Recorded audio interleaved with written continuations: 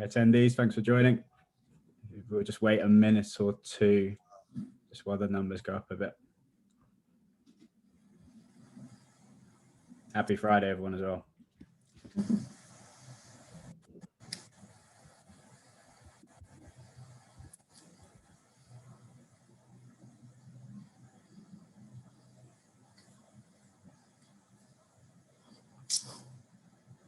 And to you, Richard.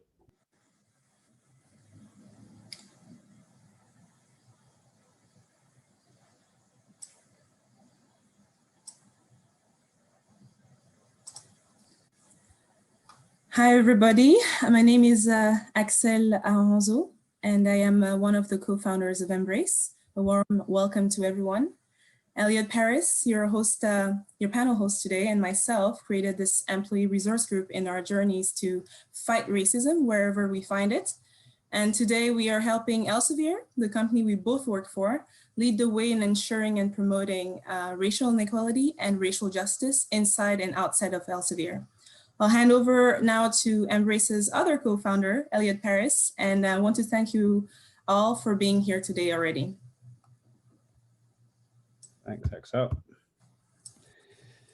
Hi, everyone. Again, thank you for joining. My name is Elliot Paris. I'll be the host of today in the presence of our three guest speakers, who I'll be excited to introduce to you shortly.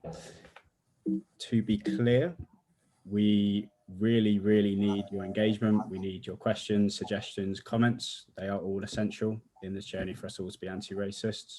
Please use the chat function to do this. If you'd like to ask a question anonymously, you can also do that in the Q&A function. Axel will monitor everything as we go, and it will enable me to actively involve you in the discussion with our panelists. Thank you for your comments in advance of the discussion as well. We will actively include those in the discussion as well. So just to start us off, why are we all here today?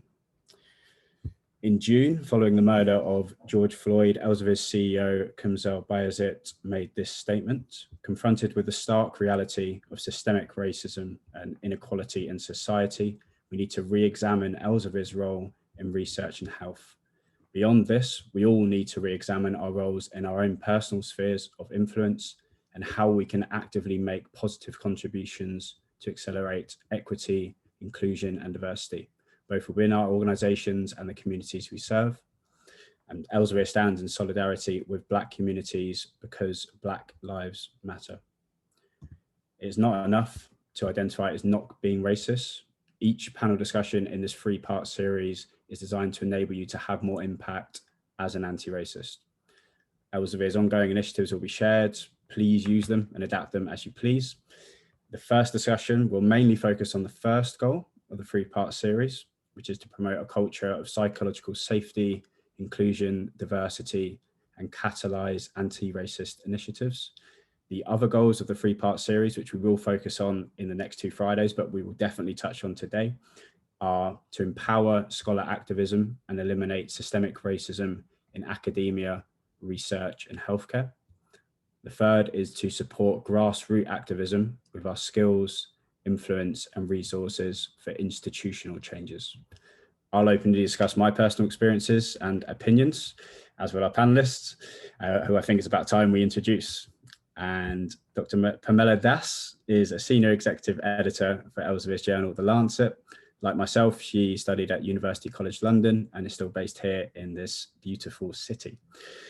We were introduced because Pam has been leading the Lancet's group for racial equity, known as GRACE. Thanks for joining us, Pam. It's great to have you on the panel today. Sorry. Thank you, Elliot. So I'm so thrilled that this group is launching today and that I'm part of this. It's a really important venture and initiative to support. And as Elliot said, we've already started at the Lancet to see what we can do and contribute. But at the end of the day, it is a collective effort. So it's going to take all of us across the organization to really bring about change. So I thought I'd give some reflections on my career to date and my time at the Lancet. I'll have been here 20 years. come January 2001. So a big party, but probably not if we're still in a pandemic. So I joined the Lancet in 2001. It was my third job after I'd completed my academic studies. It was a small organization at the time, around 40 people, actually, really small, London-based with a US office where there was only one other editor. I was the only Asian editor for the first 5 years before a second colleague joined. And then we were the only two Asian editors at the Lancet for the next 10 years. And I clarify by that by saying we were the two only non-white editors for the next 10 years. So that takes you up to 2011. Now, in that time, the journal expanded quite substantially. However, I don't recall in the 15 years there, the 5 years following my 10 that myself and Udani had been there ever being more than 3 to 4 non-white employees. And to this day, 2020, I am the only Asian editor in senior management. Now, frankly, I think that's quite appalling, especially as the journal really prides itself on its core values around equality and social justice in the work we do. And so for me, the optical message for our communities actually doesn't reflect our values nor our work. So the events of the summer, as Elliot introduced, were in a way a catalyst, a really major moment in time in history. And we've had many of those in history, but I really think that aside from the pandemic, this was the biggest event of this year. It wasn't a nice one. It was the acts of racial injustice, which led to a global outcry and unprecedented waves of social activism in response. It really compelled us as a family of journals to publish several editorials condemning what had happened, but also bringing to the fore the importance of racism, health, and human rights. We then soon after issued an anti-racism pledge to tackle racial and ethnic inequality. And as well as the swell of emotion and anger amongst my colleagues at the time, it also brought into sharp focus personally and professionally my position in the Lancet. You know, I asked myself why in 20 years had I not thought to raise the issue of race in the workplace before. I concluded that I had somehow just accepted it, or perhaps, and maybe I still think that, I was very lucky, privileged to be working on such a prestigious journal. And I simply worked very hard to where I've got to today. And of course, at that time, there were no such platforms and employee groups like Embrace, no such diversity and inclusion awareness as we're seeing today. So for me, there was no avenue, outlet to express my views. And it was only when Richard Horton, editor-in-chief of the Lancet, shared some of the comments from our colleagues. Now, as I said, we've substantially expanded over the last 10 to 15 years. And so we have a much younger, a much more diverse workforce, which is really great. But of course, they were able to talk and feed back what they were feeling. Some of them only a very short time at the Lancet, some of them a couple of years. But when Richard shared me all those comments, I realized our house was far from in order. And a cry for change for that next generation of editors and for the Lancet to hold its values in place was really being beckoned for. So I then brought together a group of 10 editors from minority backgrounds to form a task force. We call ourselves GRACE, so that's capital G, capital R, and a little a, capital C, E. And essentially it stands for the Group for Racial Equality. We've met 3 times now as a group, and we've presented at numerous internal events, and we've identified some themes and goals to address in the short and medium and longer term. And we announced our arrival to our readers and our authors in a commentary published in the Lancet last week, as well as launching an online hub of content across all the journals, highlighting issues of racial and ethnic injustice, celebrating diversity and debating ways forward. So I'm going to stop there and tell you more about Grace when there's an opportunity to do later in the discussion. Thanks, Pam. I think I'll take this time just to introduce our 2 panelists briefly, and then we can, I think, openly discuss our thoughts on a joint topic. And if you hold with me for 1 second. So Patrice Spence is an executive, well, sorry, is an associate publisher for, sorry, Patrice.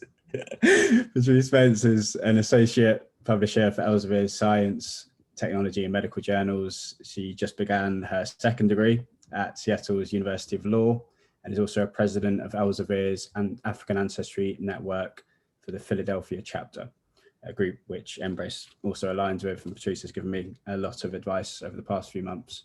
Thanks for making the time to join us as well, Patrice. Of course. Thank you for having me. I'm so impressed so far by everything Embrace has pulled together in just the first month of its existence. So this is really exciting. You did a great job of introducing me, so I don't have much more to say, but I will say that as co-president of the African Ancestry Network, I think we are coming up on our 1st year in Philadelphia of existing there. And that was launched at this time last year specifically because I would go outside for lunch and see the community of Philadelphia, and then I would come up into the office and kind of be placed into a totally different environment. And so kind of looking for that sense of community that celebrates our unique culture is what was the impetus for me approaching my co-president and trying to get the African Ancestry Network launched and rolling. So we've had a really challenging 1st year, obviously, with the social justice movement, being online, everything in between. But I would like to say that I'm extremely lucky to work in the group that I do, because I have a support system of all of my colleagues are very supportive, but I have a specific support system of my team of very strong Black women who kind of are always pushing me to do better. And so that makes me feel very fortunate. But what is concerning, on the other hand, is that I'm probably one of 2 Black publishers in health and medical sciences. And so while I don't know the total number of publishers in that group, that's something that definitely needs to be addressed as we think about, aligning with our mission statement to be anti-racist. Thanks, Patrice. I think we'll come on to the reasons for this from a business perspective as well as a social perspective as well. I'll quickly introduce as well, last but not least, Ernesto Andrian, let's say this right, Dr. Ernesto Andrianantoandro. Got it. Ernesto is the scientific editor of Elsevier's journal Cell Systems. The Cell Press journal is focused on systems biology and synthetic biology, which was one of my areas of study as well. In fact, Ernesto went a lot higher than that. He's got a postdoctoral qualification in the subject. He's based in Cambridge, Massachusetts, and is the writer of Being Black in the Ivory Tower, which I think is very, very well written and very, very appropriate for what we're talking about today. Ernesto, thanks for agreeing to share more with us. Thank you, Elliot. And I really appreciate being here. And I'm really glad you reached out because just to echo some of what Pam and Patrice were saying, I guess a couple things. I also feel lucky and privileged. And maybe that's something to come back to a little bit in our discussion. lucky to be a Black scientist, lucky to be a scientific editor. But also, you know, especially when I started my career in editing, you know, I found myself asking, am I the only one? And, you know, especially if you know, again, like as Patrice was saying, look outside and see what the community looks like. Why does my workplace look different? So I really feel like that's been sort of my story throughout, getting my PhD and doing postdocs and then starting this career.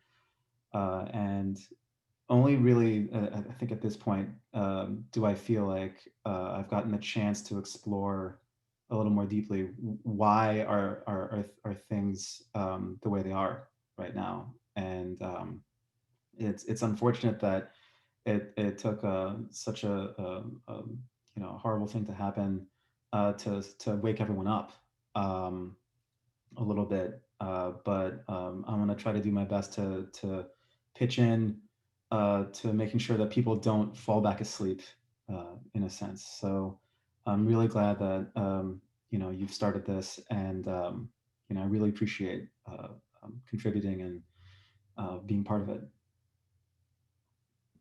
Thanks, Ernesto. I think I heard all of you touch on, I suppose, the lack of diversity, first of all, and perhaps also what you were alluding to then, Ernesto, that you feel like you're the only one. And I suppose I'm wondering what all of your thoughts are on, I suppose, maybe where representation has opened or closed doors for you. And I'll open the floor. I'll put myself on mute and I'll let you all discuss together. Shall I start? I'm happy to start. So yeah, so I have thought about this question, and so again, reflecting on myself again, I left research to embark on an editorial journalism career. I actually wanted to be a reporter in a sort of dynamic news environment and like write and whatever. And I did start off doing that, but then I sort of transcended back into my academic leanings, and here I am at the Lancet. But in those few years where I did work in primarily the editorial journalism, media, let's say media, for want of an umbrella term for that field. I worked in three other jobs actually, before I took on over the job at the Lancet. And my experience there also was that there were very few or none at all non-white editors. In fact, in two of my jobs, I was the only one, and that was for a couple of years. So my view or belief actually is that the media and related areas in publishing are largely white professions, and sadly, I'm sorry to say, but that does continue to this day. A lot of research out there also points to a significant underrepresentation of editors from minority backgrounds. And the more so, actually, the higher up you go. I may be a case in point. I mean, I'm 20 years in and I'm a senior executive editor. Well, I'd love to see in my lifetime somebody appointed at my level rather than working 20 years to get there. But my sense is there doesn't seem to be an appetite to change this, and I'm not sure why. And I hope maybe in our discussion for the rest of this session, we may be able to come up with some of those things. Certainly when I've talked about it to my group, the Grace Task Force, oh, and just to say, we appointed our first Black senior editor only a year and a half ago. So that just shows you how far behind, or how far we've come, however way you want to look at it. And I was asking him and another Black colleague of mine, and they came up with some very interesting things. They felt that when they were younger, and when I'm talking younger, at that deciding age where you're deciding what you want to do with your life, at your O-levels, your A-levels, and obviously choosing your subjects, that they felt they were either deterred or told they perhaps publishing wasn't going to be the right career for them to, and perhaps to steer away from it. And they actually, one of them actually did tell me that that's what something was spoken about at school. So I do wonder that obviously there are things we can tackle in the workplace, but there are clearly things upstream and outside our environment that are probably also contributing to that lack of diversity. And, you know, it'd be great, you know, one of the things I was thinking about, you know, Elsevier has this cares part of their social responsibility arm, where we all volunteer and work in to help the community out in one way or another. I thought, you know, maybe one thing that we could do is go to schools, go and visit young people, take a day off out of our cares days off that we're allowed, and go and inform and educate and hear what young people feel about publishing, because I kind of get a sense that the minority groups don't pursue it because they're told not to, or told they're not good enough. I don't know. That's just a hunch, but certainly what I'm hearing. Yeah, I'd like to chime in. I think that this publishing is not the only discipline, right? And I see this as well in science in general. There is, you know, people like to call it a pipeline problem, but I don't know if that's maybe the best way to think about it. I recently watched the AAAS meeting, and they had an entire day on diversity. And one of the panelists was talking about the idea of talking about the process as a road rather than a pipeline, because with a road you have entries and exits, and the idea of a pipeline kind of assumes that everyone on that pipeline is passive and is just kind of passed through, and there are no interventions that can be sort of done other than global, you know, top-down engineering sorts of interventions. But this idea that you're being dissuaded from a particular job or area of study, maybe not even, you know, consciously, maybe this is all implicit, right? But that you see a lot of, and even when you get into it, right? So even getting into science, I really felt like in order to really be in it, I had to suppress the idea of my own race. You know, I was just a person.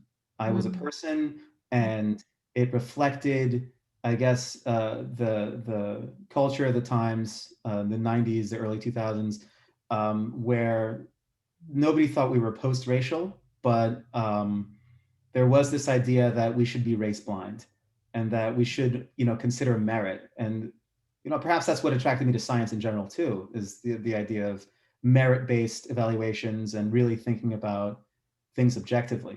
But in the end, you know, although that kind of ideal is very you know, appealing, in practice and reality, it's not like that.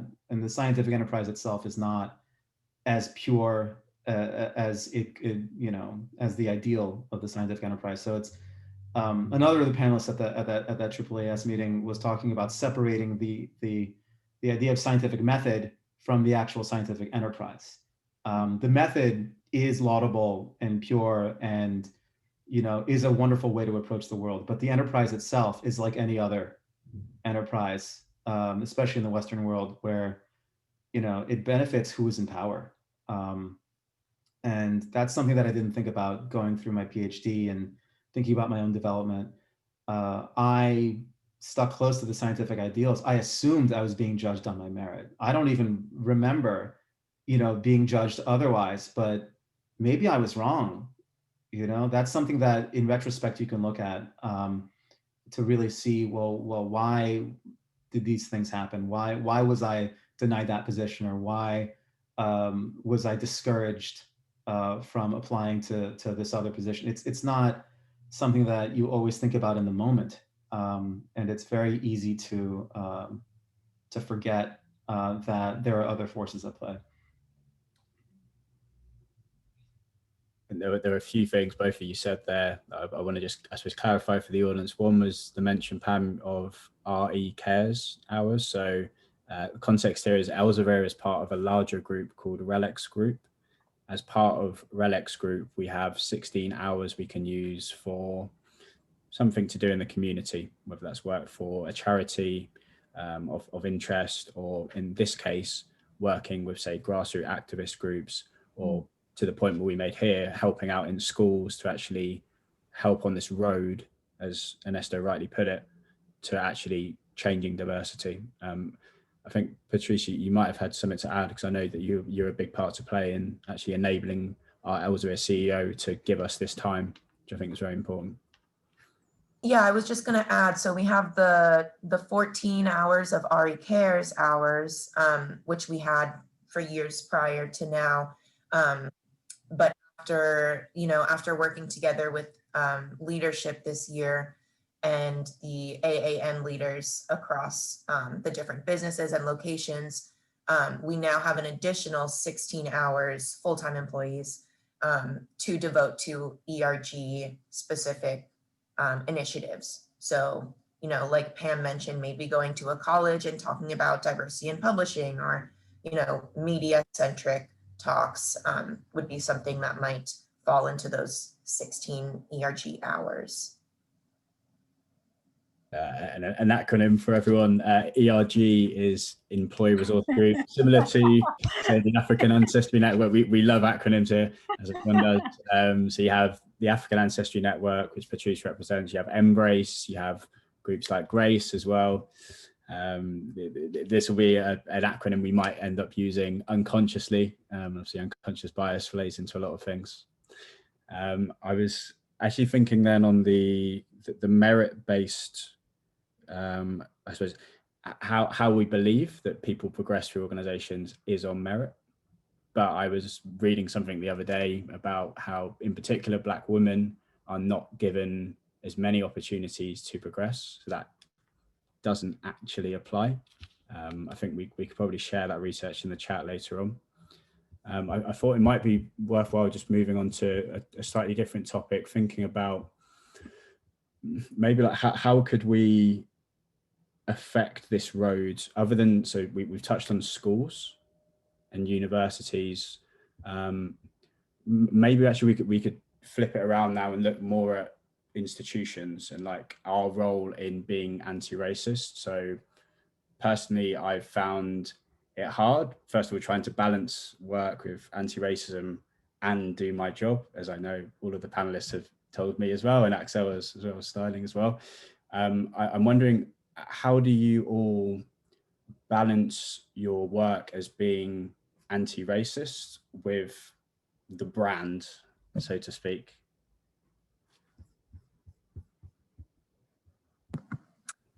Well, I think it's definitely, oh, you go ahead, Pam. No, I've been first twice, your turn. I was just going to say, I think, one, that's a great question, and it's a huge challenge. And I don't really think that, for me at least, I can't work in my full-time job and completely separate that from being anti-racist. So unfortunately, if you work with me, you're going to know that I really care about anti-racism and, what I value. That said, I work specifically with society publishers. So these, not society publishers, society journals. So these research journals are backed by rather prestigious societies and their relevant stakeholders. And so it's not like I can just say to them, hey, we need, your editorial board is predominantly American and predominantly white. We need to fix that. I feel like I'm really not in that position in terms of where I am in my career right now to be able to have those conversations with extremely tenured professionals. But that said, we are data analytics company. So to help in that vein, I think it's very easy for me to pull data together and say, 90% of your publications are coming from the US. 70% of your editors are US based or prefer not to collaborate outside of the US. And studies show, the data shows that when you collaborate, whether interinstitutionally or outside of the US, internationally, your citations are through the roof compared to, you know, staying in your little bubble. So definitely having that data there to back me up in the assertions I try to make is extremely helpful. But I do think it is a challenging balance to strike. I'm often worried about, you know, I don't want to say anything wrong. I don't want the government coming after me. But yeah, Pam, please go ahead. Thank you. That was really interesting to hear that. I actually feel quite lucky in my position. Many of you may know that the Lancet is a general medical journal, but it's also a very strongly campaigning journal, which has kind of social justice running through its DNA. And it's for the past 200 years, continually draws attention to global issues, especially around equity. So I feel like I'm kind of in safe space in many ways, because we already have a very strong strong team of internal allies who support Black Lives Matter and other movements of injustice and discrimination. Over the past few years, we've made bold commitments to gender equity and diversity, and to tackle racial equality through this new task force. GRACE really builds on an existing and very huge body of work. So we're committed not only to giving a voice to the unheard in the pages of the journal, and that's on podcasts, social media, but also shining a light on ourselves. And I think that's really important. I don't think we've done that enough. I think we're so busy trying to save the world and fixing all the things that are wrong in the world that we haven't actually done some internal soul searching. And I really do think that now is the time. And sort of working on raising cultural awareness internally and examining, scrutinizing our hiring practices, and to really keep banging the drum for racial equality at every opportunity, so that in some way it becomes ingrained into our organizational culture. I really think, you know, we've now stepped out in a way with this group and all the activities we're doing. There's no turning back. We've got to just keep banging that drum. So I think I and my group certainly will be doing that. In terms of our content, from a science perspective, we're also using our prestige as well as our cachet that comes in the health and medicine community. And that's to call on researchers and authors to better disaggregate their data for race and ethnicity in the studies we publish, as well as publishing papers that encourage all of us to really think critically about how we concretely improve medical and scientific publishing to avoid and fight against racial medical practices, quite honestly. So we've got a special issue that we're planning to put together over the next 18 months or so to look at racial equality and in all its many forms and guises in science, health and medicine. We also have a series of papers that are going to be tackling the pervasive influence of racism and xenophobia on health and the determinants of health. And that's led by, I think, one of your speakers in the next Embrace session, Delan Kumar from UCL. So I feel we're in a good place and we are going to be driving things forward from what we can do with the work we do day to day, and still not upset Elsevier in doing so. I have actually some data I'll share a bit later on, but I think for now, Ernesto, I think just coming back to the question, like you wrote from like being Black in the ivory tower, I feel like you should expand a bit further, because I think this perfectly embodies this balancing our roles in Elsevier, but also being true to what is the reality, which is important. Yeah, I mean, again, echoing a lot of what Pam says, we aspire to be like the Lancet in this way. you know, and I think that everyone has certainly the intention to go in that direction as well at Cell Press.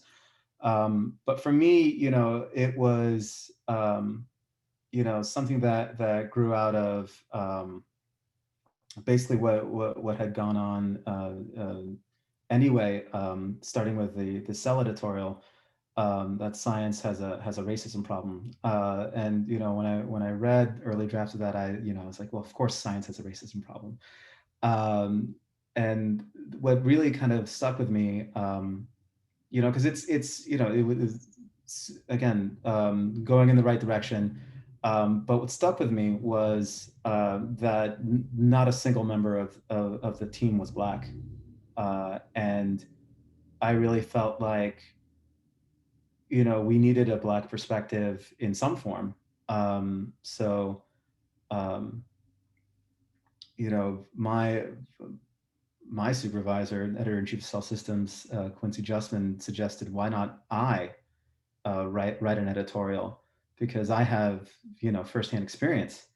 And at first I did not, I did not feel like, it was my place at first. And also because I felt like, again, thinking about, my entire career in science and the sort of scientific viewpoint, and the idea that everything should be judged on merit. Why should I, rabble rouse? And it's sort of, I had a moment of awakening while thinking about whether or not to do this. If not now, when, basically was my thought. I'm clearly not going to win a Nobel Prize. What am I going to do with the position I'm in? And I thought to myself, well, actually, as a Black scientific editor, I can provide a perspective that maybe someone else will find useful, and that will push the conversation. And so I thought, well, let me take it from my realm of experience. I mean, the Cell team took it from their realm of experience, but why not provide that that perspective of Black scientist? And that was the motivation. And again, ordinarily, I'm not overtly political, and I've mentioned, being trained in academic science, you're taught not to think too much about your own race.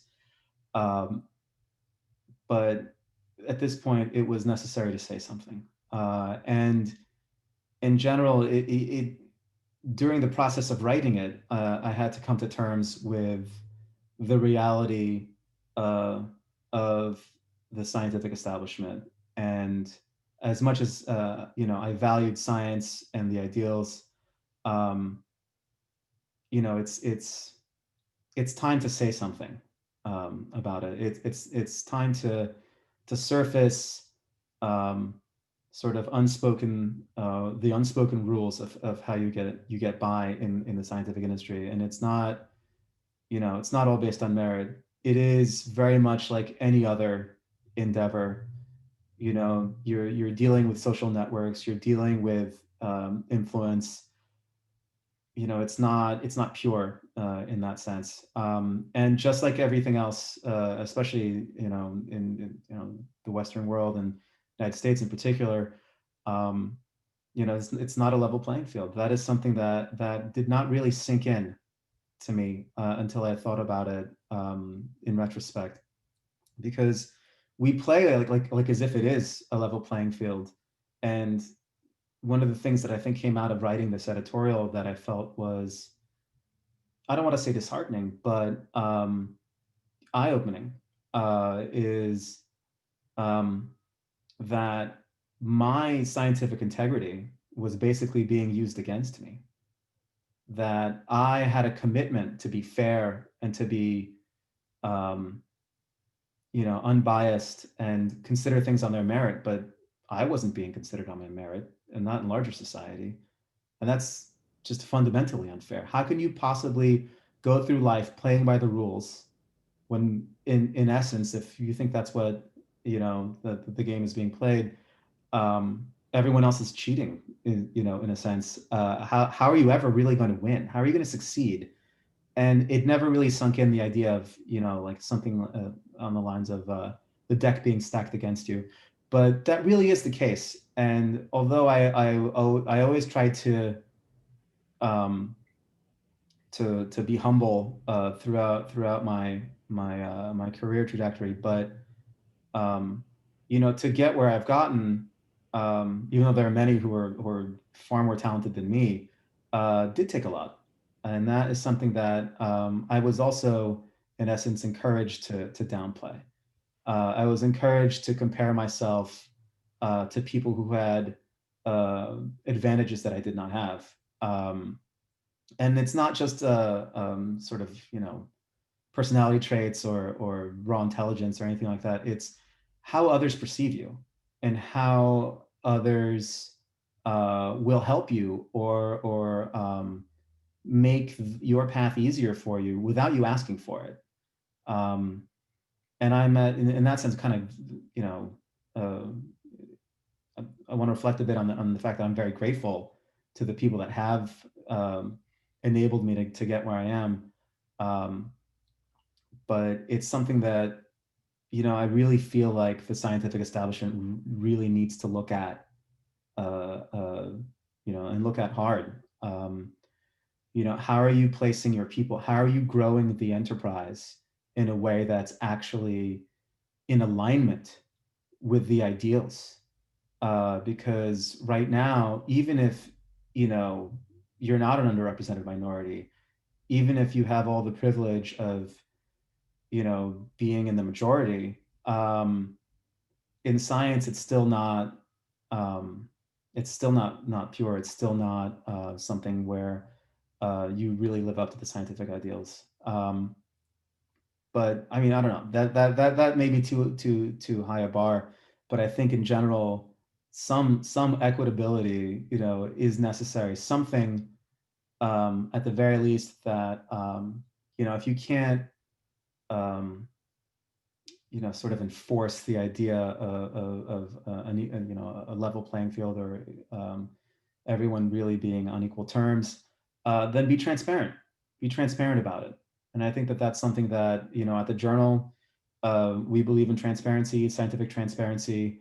And I think in terms of practices, that is true to the spirit of science too, is to be transparent about how things are done, because, in the end, you'll see this with, the scientists working on COVID, and you see this in the medical sphere as well. Things change. The environment changes and you have to adapt. And just because, you change your mind about a policy doesn't mean it's unprincipled. And I think that carrying that as sort of the core principle, because even the scientific method itself, if you think about it, it's all about disproving hypotheses. You're always, in a sense, wrong. However, there's a principled way to progress, knowing that you could be wrong. And I think that if there were more of that spirit, sort of, promoted and spread around other parts of society, it would be a welcome antidote to the way that culture has sort of ended up these days. So, the editorial is one small part of this, and I think that there's more that can be done in terms of really reaching out and getting other people's ideas, because that was something that I ended it with. I had a follow-up where I invited Black scientists and engineers to answer the question, how can we increase the number of Black scientists and engineers? How do we increase representation? Because I don't, I can't think off the top of my head a great way to do that automatically, but maybe, people who are in it. I mean, I haven't seen the academy in quite some time. So I don't know what it's like on the ground now, but they do. These Black scientists and engineers do. I published that Voices piece as a companion piece to encourage more people to talk about it. and to have more conversations like this one. And I want to echo Pam a little bit in terms of the banging the drum. I think that is the critical piece, because it's one thing to have one response after a moment of something horrific happening and outrage, but it's much more difficult to continue fighting a war during peacetime, in a sense, because once the outrage fizzles, everyone calms down, they assume that everything is okay, and they keep maintaining that status quo. But that status quo is the problem. And I think that is something that needs to be more, I guess, surfaced everywhere else, but certainly in science. And I think that there are tools that both science and the communication of science have to be able to try and spread, basically a love of truth again, in a sense. So that's sort of my hope coming out of that. Thanks, Ernesto. I think on the comment about truth, I feel like I might say something not too provocative, but Patrice was talking about how I feel like we're in a very safe space at the moment. I think psychological safety is important, knowing that you can say things and not be persecuted for them. At the same time, where you live in the US, Ernesto, Patrice, there's issues like the executive order, which was signed, which I actually can't talk about too much right now, but I want to just, Patrice, maybe you could give some of your insight into something which people on the call may not know as much about, which is the killing of Breonna Taylor, with your legal background. Would love to. And it's funny because we actually in class this week had to read the full complaint. So I'm just going to share a quick couple of facts in regards to the Breonna Taylor murder. So one, the cops involved, there were 3 cops involved. They were executing a warrant that had already been completed. The no-knock warrant used in this case has since been banned in Kentucky. And Breonna's boyfriend, Kenneth Walker, claims that officers never identified themselves. So they were in plain clothes, which led him to believe they were, like robbers. Additionally, 2 of the 3 officers had a history of corruption and using unnecessary force. Cops fired 30 shots into the apartment, 6 of which hit Breonna. And while the criminal case charged only 1 officer for wanton endangerment of the white neighbors in the apartment building, the civil case resulted in Louisville settling the case for $12 million. But I think the important part of the settlement is the inclusion of police reforms, which Breonna Taylor's mother was not going to kind of negotiate on. Some of those reforms include mandatory body cameras, mandatory written approvals of SWAT before search warrants are executed, because in this case, there were a ton of boxes that needed to be checked before the warrant was conducted, which were not. Additionally, encouraging officers to perform at least 2 paid hours a week of community service in the communities they serve, which I think is a really great point. Offering housing credits for officers to live in certain low-income census tracts in the city, hiring a team of social workers to assist with dispatched runs. And there are a couple of other reforms that are included in the settlement. But I think the problem with the settlement, among many other things, is that the settlement does not admit any wrongdoing on the part of the city or the police. And so I think we can see how the institution just perpetuates this kind of action, right? If you're an officer and you get in trouble for excessive force, you can either maintain your position, or you can, let's say you are released from that police precinct, you can so easily join the county precinct next door. And so I don't want to talk about it too much because I could talk about this all day. But yeah, that's just to provide a little context for you on that specific case. I think the reason why I wanted to highlight that is just there are things happening all the time, injustices that will keep on coming. And just because the media attention has moved on, the issue hasn't moved on for all of the people of colour on this call and everyone else as well. I think we have enough, I think from a scientific perspective, if you think of a chemical reaction, you need a certain level of activation energy for bonds to break and new bonds to form. We have that level of activation energy now, but we have to keep on going until we've actually reached a point where we make institutional changes like the ones which Patrice was talking about that really need to happen, because it's not just in science, it's outside of science as well. But I appreciate today, the focus of the discussion is on publishing. So I will come back to this now. I want to also touch on a few of the questions I have seen in the Q&A. I think maybe a good one to start on would be, so someone else, I'm not sure if this is the right venue. It's definitely the right venue. Thanks for being here. Thanks for asking the question. Please, could we all address the impact the lack of diversity in medical scientific publishing has on the public health of communities of colour?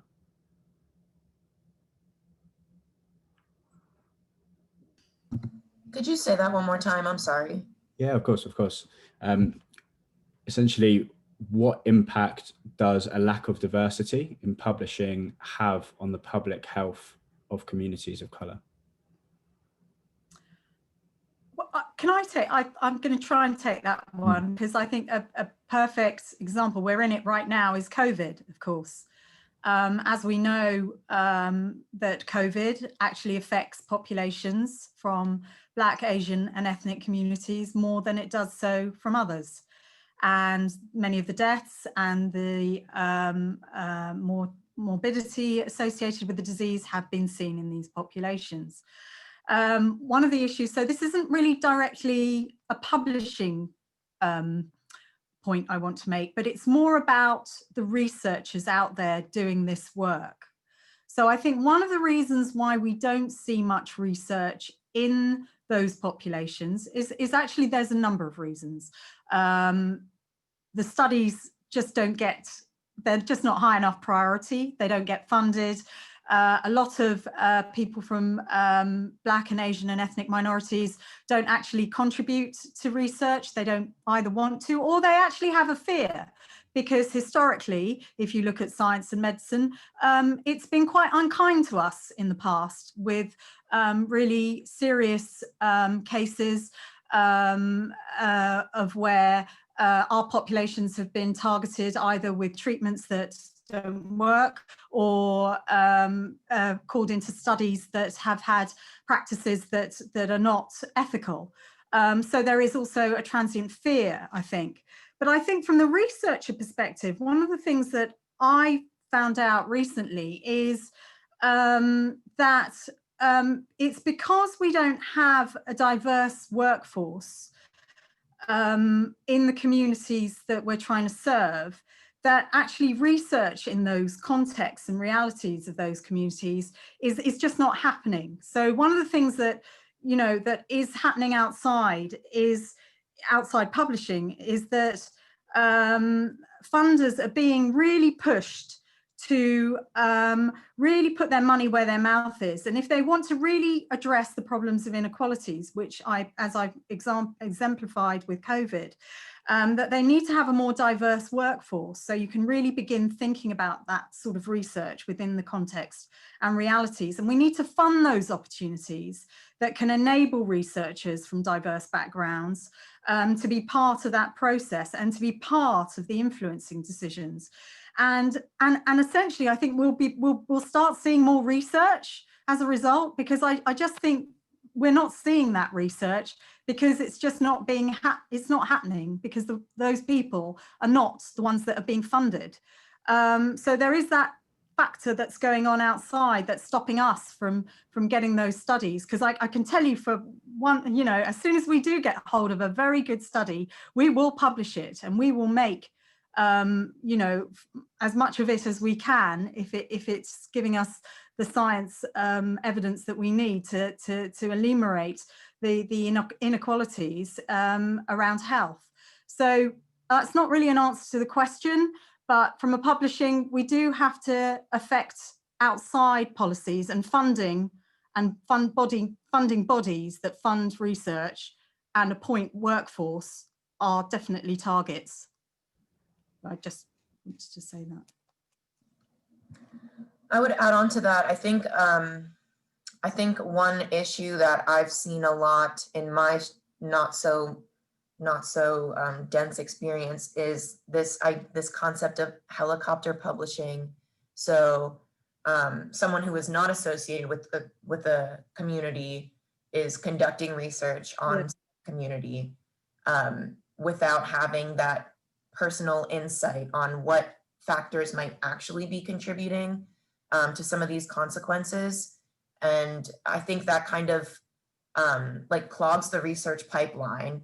But at the same time, I think within Elsevier, we need to do a better job of considering how can we uplift these voices, right? Is it by working more closely with historically Black colleges and universities? Is it by funding minority researchers in some way? And how could we do that? So yeah.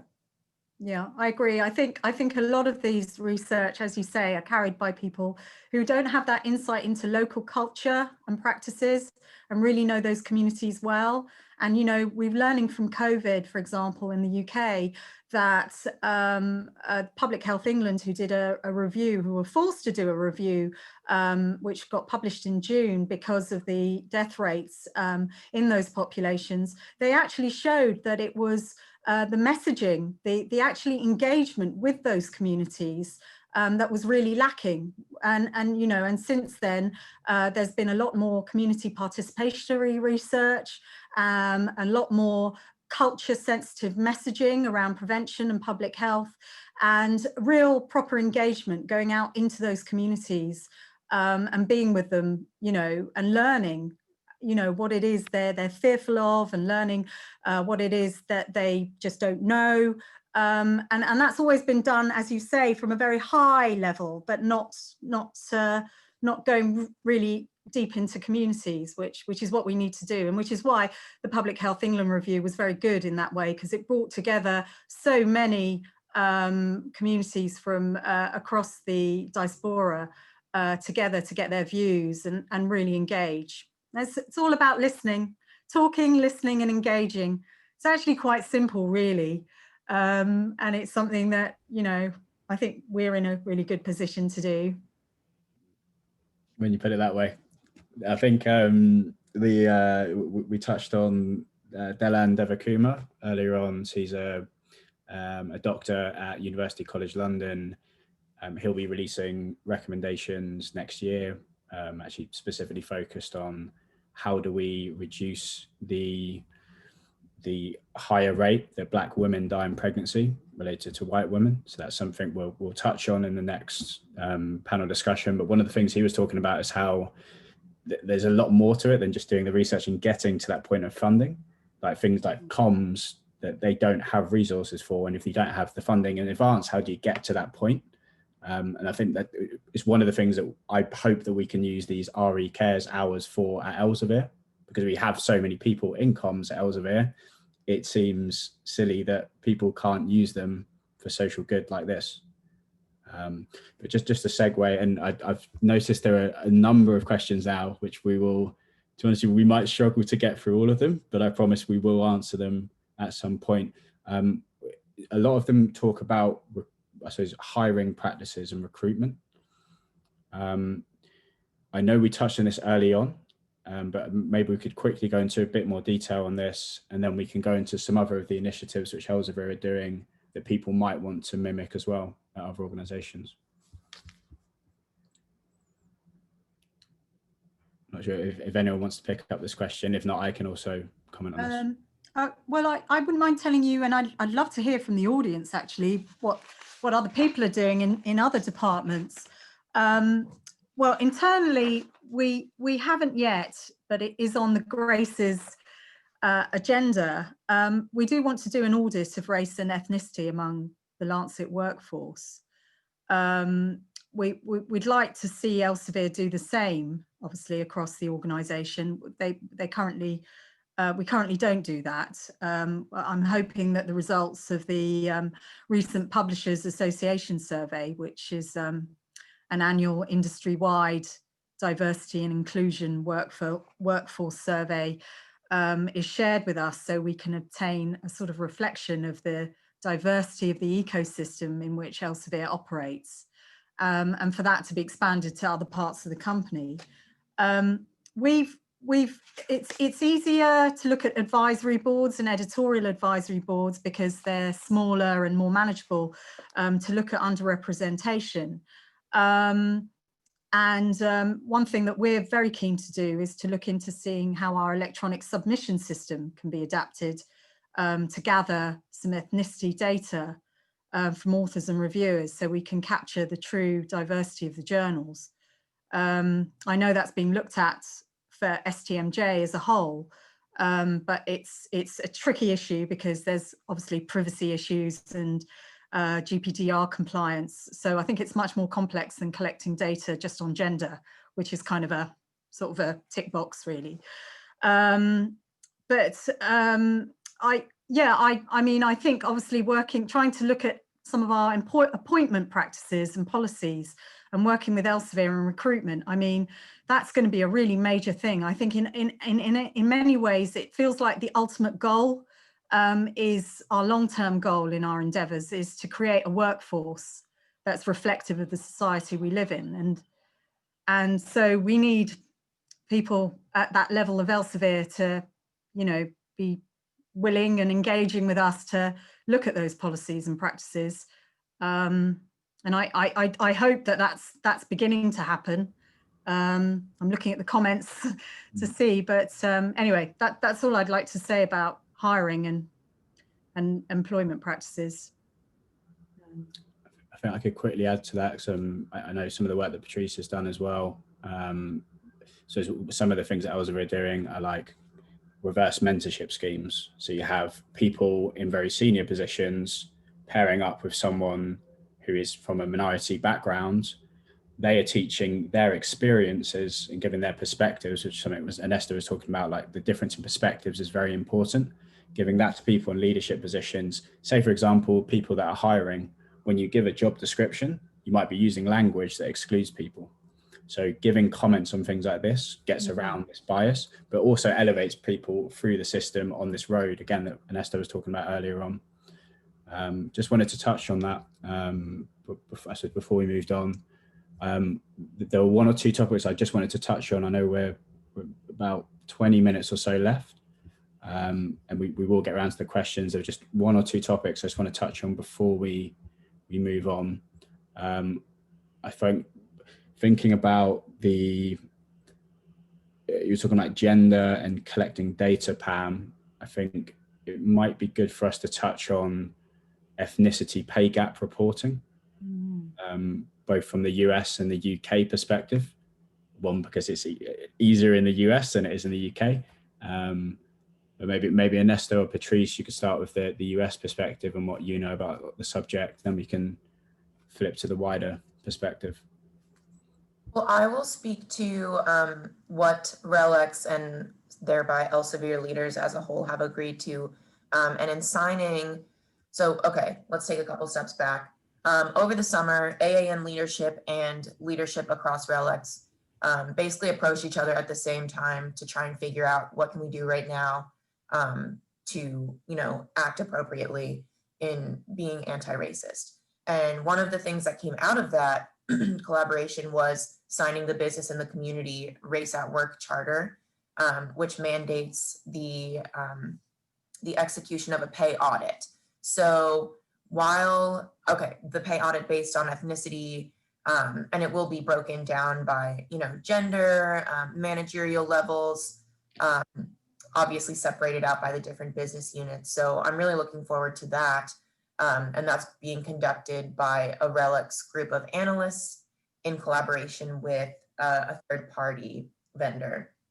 And so obviously, like Pam mentioned, there are a lot of GDPR concerns outside of the US that make this challenging.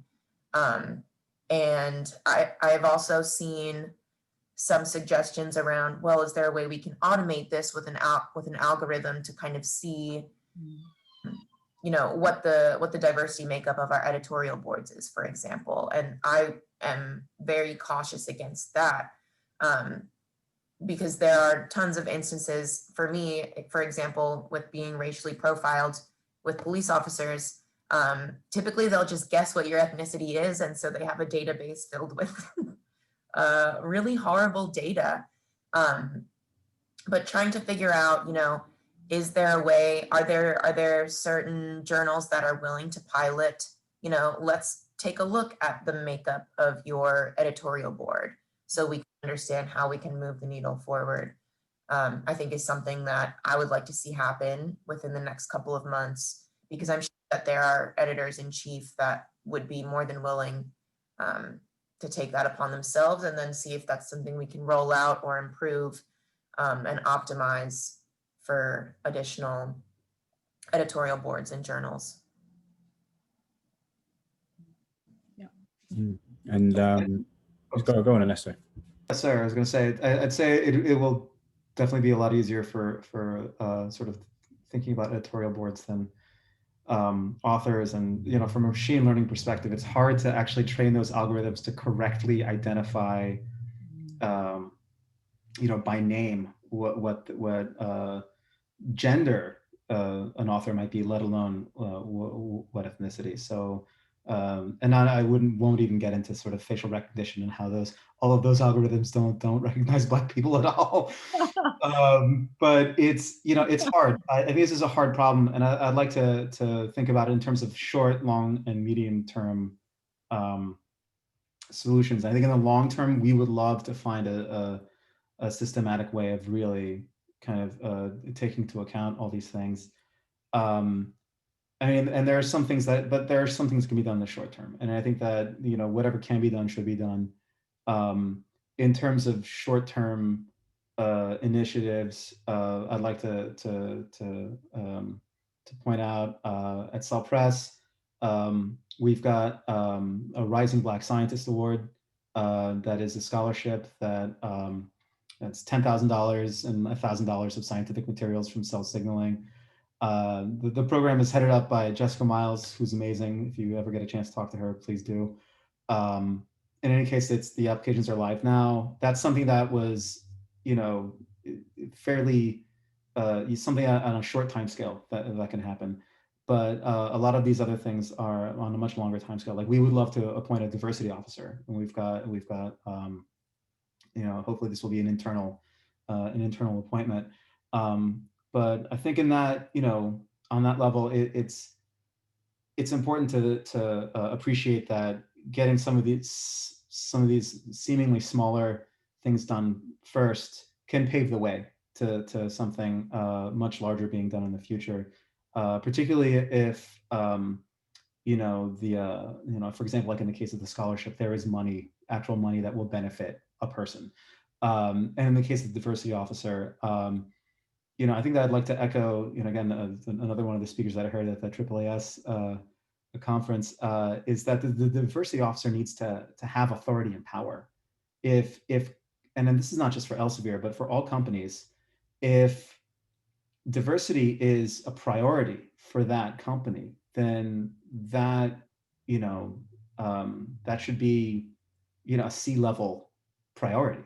And that means that whoever is the diversity officer needs to have a seat at the table when decisions are being made for the whole company, because diversity is an issue at all levels. It is not just at the level of a given employee's personal comfort, right? I think that's important for sure, but I think it's more important to think of it in a more systemic sense. The whole organization needs to be re-engineered to promote diversity. And I think for, you know, to do something at that level, you need the person in charge or someone close to the person in charge that makes these level of decisions to be mindful of this and for it to be their responsibility. So my hope is that super long term, that this type of thing is done, you know, across industries. And certainly for scientific publishing and for us.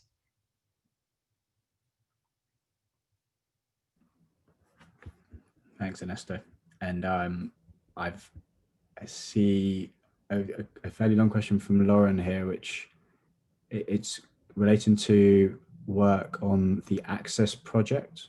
So what this does, it helps build access to top universities for students from disadvantaged backgrounds. I think in summary, the comment here is that the experience of people on these projects doesn't suffice to help people write their personal statements, do their CVs and things like that. So I think it's a call to action rather than a question to support these kind of organizations to help people progress through those kind of systems. Maybe I'll quickly touch on the subject of, I suppose, why is diversity important from a corporate perspective? I appreciate there are people from academia as well on the call, but looking at a corporate perspective, it's the same. It's thinking about what impact does it have on profit? And there's a study by McKinsey which talks about this, which I can see the panelists nodding. Says if you look at gender diversity and if you look at ethnic diversity, which are two things that they looked into, so the companies that are in the top quartile for gender diversity are 15% more likely to earn above average than companies in the bottom quartile for gender diversity. And then when you look at ethnic diversity, that number soars to 35%, which I think that there's some data to support the arguments here, not that we really need to, but ultimately data helps us win arguments. I actually did some maths, which I said I would come back to, on how this would relate to Elsevier on the rest of the study. So what they also commented on was that for every 10% increase in ethnic diversity in the senior executive team, earnings before taxes rose 0.8%. And 0.8% might not sound like a lot, but when you consider a company like Elsevier, where the revenue is 2.4 billion, that number actually starts to become quite significant. I worked out it's around 7 million per increase in 10% at the senior level. Just to put things into perspective, that this will also impact the bottom line, which I know from, I can see some people in the chat who've raised questions. They're having these discussions with their organizations. How do I make my organization actually do something? And ultimately, it comes from a point of empathy and talking as a human, but it also comes from the financial perspective as well. So I hope that I can share that study with you, because that might help to make your arguments. And I think now I might just quickly move on to maybe if there are any initiatives, Pam, Patrice, Ernesto, I know you mentioned quite a few there. Are there any initiatives that we should raise that people could use or adapt to their own institutions that we're doing at Elsevier?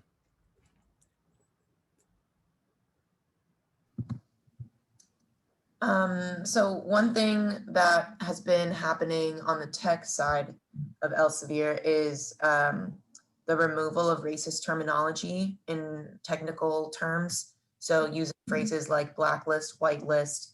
I mean, there are terms that are used that are like master and slave. And so my co-president / other half, Mercedes Hall, has been working with some change managers in the technology part of the business to kind of roll out a couple different phases of, we're not going to use this horrible terminology. And then as we move forward, we'll kind of try and phase out some other terminology. And so I think that's something, just at a very granular level that can help with inclusion in different institutions.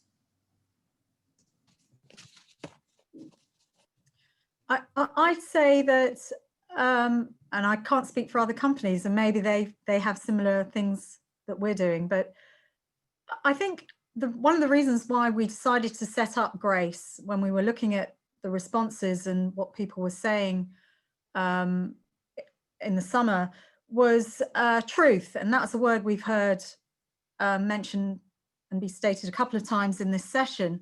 And we agreed that we'd be a group that would be a space for telling the truth, actively listening, celebrating, promoting the work of our colleagues and counterparts, and really sort of trying to galvanize action to make a difference to the work we do, the authors we engage with, and I think aligning ourselves with the wider aims of the organization and embrace, and that we're collaborating in this way feels like that's quite a big achievement. It's a movement that is a force for good internally, because it's not only uniting people in the wider organization who might otherwise never cross paths, but it's creating conversations and sort of enabling people to feel seen. And for those who are interested, the allies of our enterprise, for them to be informed and learn about the differences between us. So I think, you know, I hope that other companies follow suit in that respect. So there's not anything specific that we've done functionally yet, because I say yet because we're just at the beginning of this journey, but I do think everything we've achieved in these last few months since the summer has been incredible. And are coming together like this, having 200 people on a call. Gosh, I've never been on a call with that many people in my life. So I think it's great.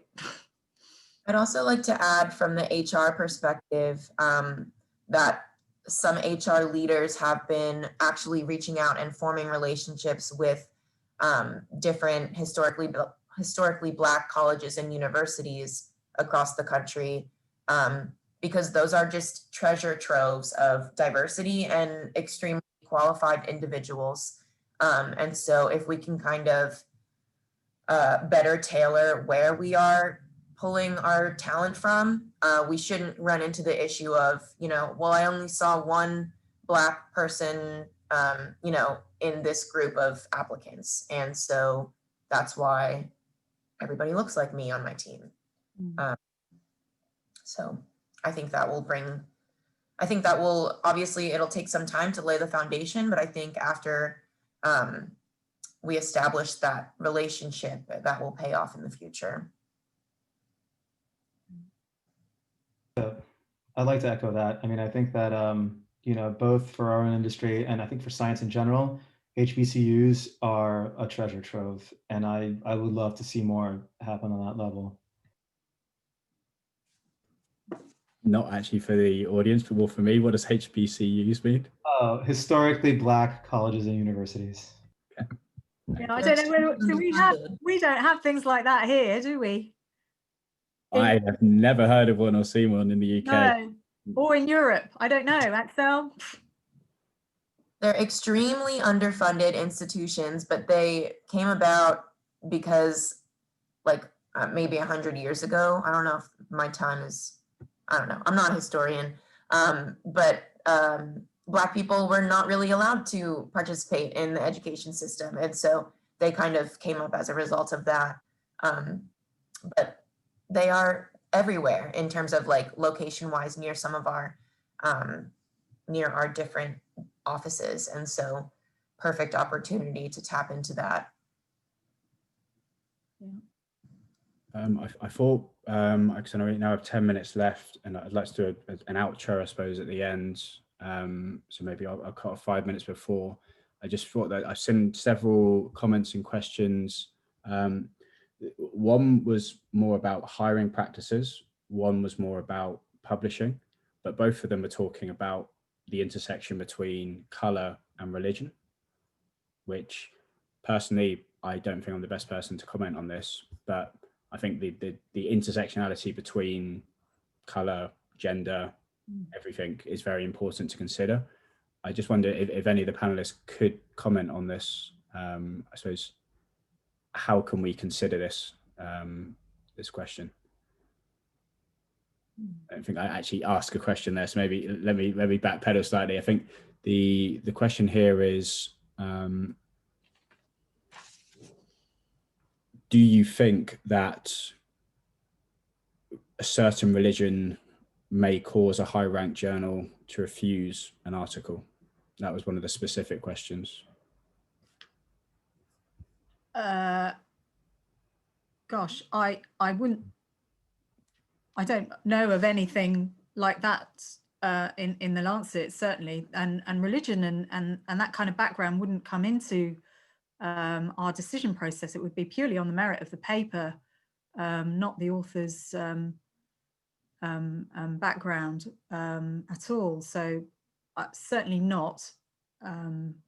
Yeah, I would say, how would you know, right? Yeah, and how would you know? Yes, why would they declare it unless they declared it? But we don't ask for that. So I think the signifier in that case would be more so a name or the language, right? So I think there are instances where editors might just simply not want to put in the extra work required to help someone, write in succinct English. I don't agree with that at all. yeah. That's something that comes up a lot. That's, I know that journals are kind of considering double-blind reviews, so where the editor and the author are not disclosed to each other, I guess is a way to put it. And I think that's a change that's going to take a couple years for everyone to kind of get behind. But I think that's a good way to mitigate bias in all forms. Yeah, I see your point now. Now you've explained it really clearly, because I couldn't quite understand, but I see that. Yeah, I think another thing that we've actually been pulled up on is unconscious nuances. I'll give you a good example for the tendency that many of us think that Chinese papers are often of bad quality. That there's this sense that ethnic minority people have low socioeconomic status, and farmer authors have little interest in science but only money, and that we look at authors depending on where their universities are. So, you know, many of you may know that the Lancet has recently had to retract a very high profile paper on the use of hydroxychloroquine for treating COVID. And the author was Mandik Mehra from Brigham University in Harvard. So there was an automatic assumption, I think, and I think we all admitted to it when we had to review the outcry over the paper, because we retracted it because it had fraudulent data in the end. But the issue was we implicitly trusted this author because of the university they were from and their name, and perhaps we wouldn't have done so if it was, you know. So it's those kind of nuances, that sort of unconscious bias actually that probably does prevail, and we've got to do better at ridding ourselves of that. Well said. And I think we will continue these discussions offline, of course. But for now, I just want to thank all of the audience who have given their engagement, their questions, their comments, everything. Thank you for joining today.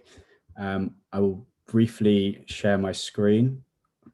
The reason being, I'd also like to thank all of our Embrace committee members who also made this possible today. Anita, Anna, Antonia, Ash, Edith, Francis, Siobhan, Mandeep, Maxine, Nicole, Michelle, Morgan, Saffron. We have our executive leaders, Catherine and Laura, and also Embrace business sponsors as well, Kavon, Mia and Lee, and Tiffany Lewis. Thank you very much for the support. We will be doing another one of these discussions next week. It will be pretty much exactly 7 days from now, as in it will be starting 1.5 hours later than our discussion did today. The goal of the 3-part series is to enable you to have more impact as an anti-racist, which I hope we were able to do today. Please comment in the registration for the next discussion if that was not the case and what you'd like to hear more of next time. The recording of this webinar will be automatically emailed to you on Friday next week. I invite you all to continue the discussion the rest of the day, I suppose, and the evening in your own personal spheres. I think Axel will post the link to the registration now for the discussion next week. I've touched on this already, but the focuses of the next discussions will be more on empowering scholar activism and eliminating systemic racism in academia, research and healthcare, which I believe we did touch on a lot today as well. And also the third discussion will be supporting grassroots activism with our skills, influence and resources for institutional change. If you have anything you'd like for me to follow up on, Axel will also post in the chat our email address, and I will keep the recording on so everyone can get access to that. I will stop sharing my screen now, and I'll just say a final thank you to Ernesto, Patrice and Pam for joining us today. Thank you very much. Well, thank you very much. It's Thank very you. good to know. Thank you, Elliot and Excel. You both have been incredible. Yeah, thank you, Excel. Yeah, really excellent. Thanks, Axel, as well. Everyone, enjoy your rest of your Fridays, and thank you for joining us. Bye. Bye, everyone. Bye.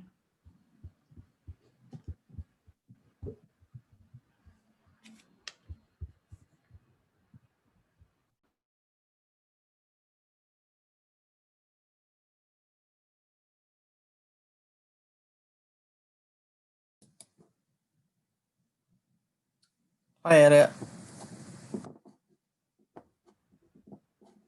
Hey, Tesh.